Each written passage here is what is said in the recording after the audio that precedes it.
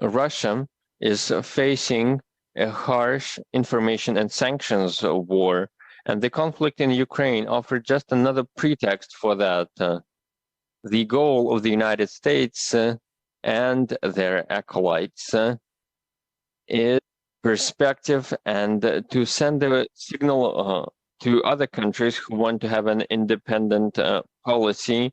This undermines European stability. In this new environment, the West and Washington refused to take into consideration our concern regarding collective security, primarily regarding Ukraine's neutrality and neutral status. They ignored the question of stopping NATO's eastward expansion or stopping its activity close to the Russian border. And they've chosen Ukraine to engage in this confrontation with Russia. Kyiv posed a real threat to the people in Donbass, as well as to the Russian Federation. And this is why we understood that we have to launch a special military operation in Ukraine. As part of this special military operation, we act in strictly keeping with the international humanitarian law. We target only military infrastructure, warehouses, fortified areas, and the defense industry. And we're doing everything to avoid civilian casualty. Of course, this makes the special operation longer, but this is an intentional choice. There is also a system-wide effort to bring life back to normal and to restore infrastructure and utilities. At the same time, the Ukrainian military units, they practice the scorched earth strategy. They use residential neighborhoods, schools and hospitals and kindergartens and their firing positions. They deploy their tanks and artillery there, and they use civilians as human shields.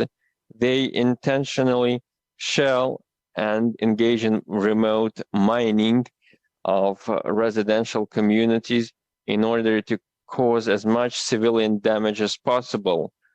I would like to emphasize facts uncovered as part of the special military operation on the U.S. biological program. The documents we have show that there were more than 30 biological labs in Ukraine that were managed by experts from the United States.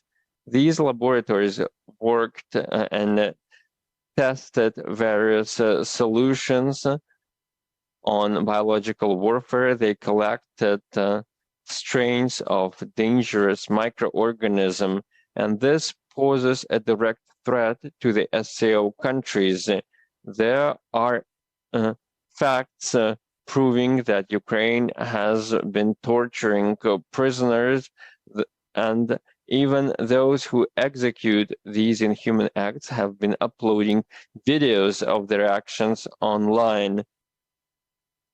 Knowing how Russia treats the prisoners of war, many Ukrainian servicemen have been laying down their weapons and surrendering. And to prevent this and fearing retribution, the Kyiv regime has been going after its own soldiers. This is what happened in Yelenovka when a detention facility where Azov fighters were kept, more than 50 people died and more than 70 were wounded. The West continues to supply Ukraine with weapons, which makes the conflict only longer. They are also pressuring Russia's partners to isolate our country. We would like to thank you for your support and cooperation. The SCO countries have been guided by a commitment to an independent policy.